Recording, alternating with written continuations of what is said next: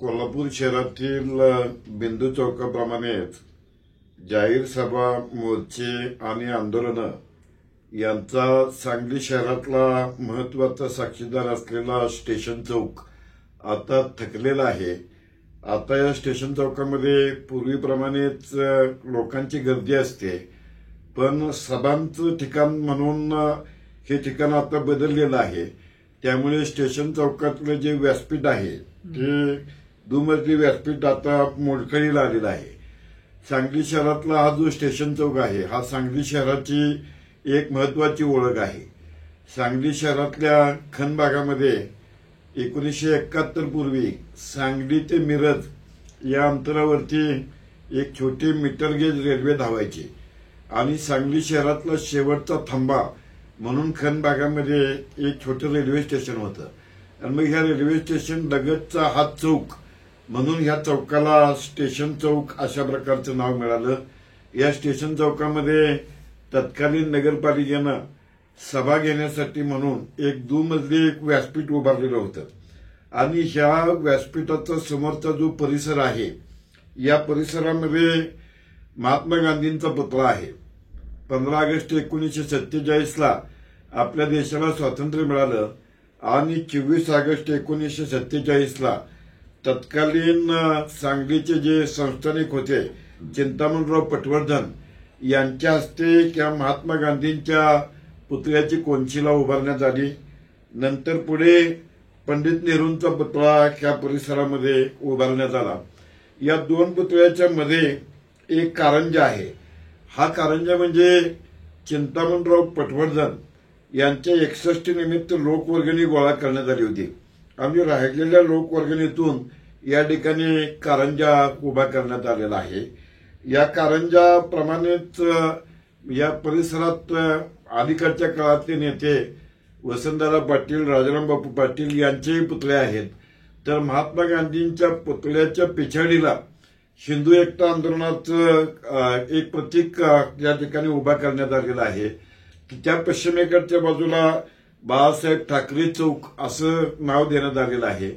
त्यावर राजवाड्याच्या पूर्वेला असलेला हा जो स्टेशन चौक आहे या परिसरातली रेल्वे 1971ला बंद झाली, पण इथे असलेला दुमजली उंच सभामंडप जो आहे हा सभामंडप हा सांगली शहरातल्या महत्वाच्या सभा होणारा अशा प्रकारचा ठिकाण होतं।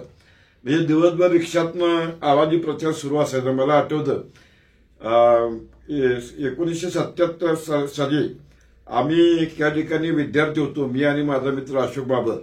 त्यावेळेला दिवसभरातल्या रिक्षाचा आवाजी प्रचार ऐकून आम्ही संध्याकाळच्या वेळेला ह्या व्यासपीठाजवळ जायचो।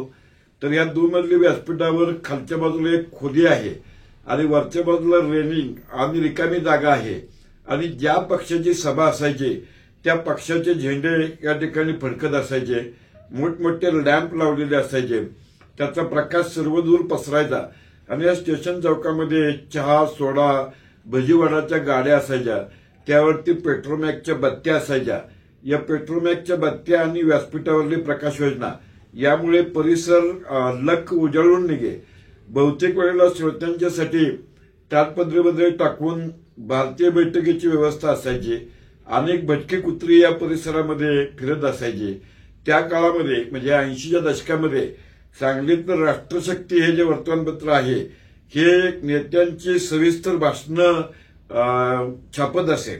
मला आठवतं या कालावधीमध्ये आम्ही खासदार जगन्नाथ जोशी, बापूसाहेब काळदाते, मधु दंडवते, जॉर्ज फर्नांडिस, वसंतदादा, राजाराम बापू पाटील, आमदार संभाजी पवार, अण्णासाहेब डांगे, प्राध्यापक ND पाटील अशा अनेक वक्त्यांची भाषणं या परिसरामध्ये आम्ही उभा राहून ऐकली।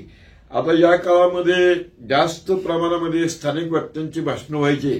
त्यामध्ये भाई ताराचंद शहा आणि हिंदू एकताचे प्रांतिक अध्यक्ष नारायण कदम यांची भाषणं ही त्या वयात आमच्यासाठी महत्वाचं आकर्षण स्थळ होतं। म्हणजे या आम्ही भाषणं ऐकली त्या कालावधी पूर्वीपासून पूर्वीचे नेते यशवंतराव चव्हाण, मोरारजी देसाई, विलासराव देशमुख, प्रमोद महाजन, गोपीनाथ मुंडे, मोहन दारिया, बापूसाहेब काळदाते अशा अनेक नेत्यांची या परिसरामध्ये भाषणं व्हायची. पण आता खाली जर बघितलं त्या स्टेशन चौकात हे जे दुमजली व्यासपीठ आहे त्या व्यासपीठाचा रंग उडालेला आहे. पूर्वेकडून वर जाणारा जिना मोडकळीस आलेला आहे.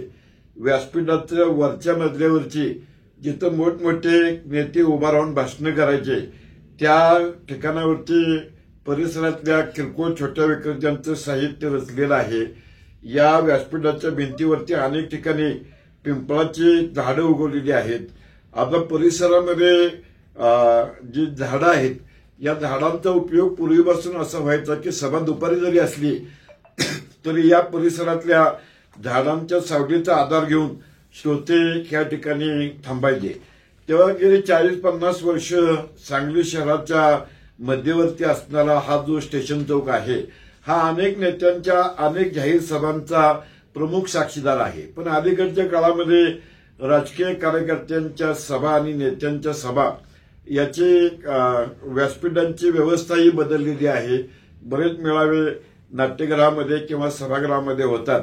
त्यामुळे एकेकाळी सांगली शहरातला जाहीर सभामुळे गरजणारा हा जो स्टेशन चौक आहे या स्टेशन चौकामध्ये आता पूर्वीसारखी गर्दी आहे पण या ठिकाणी सभा होत नाहीत. त्यामुळे जाहीर सभांचा साक्षीदार असलेला हा जो स्टेशन चौक आहे हा आता थकलेला आहे असं म्हणावं लागेल.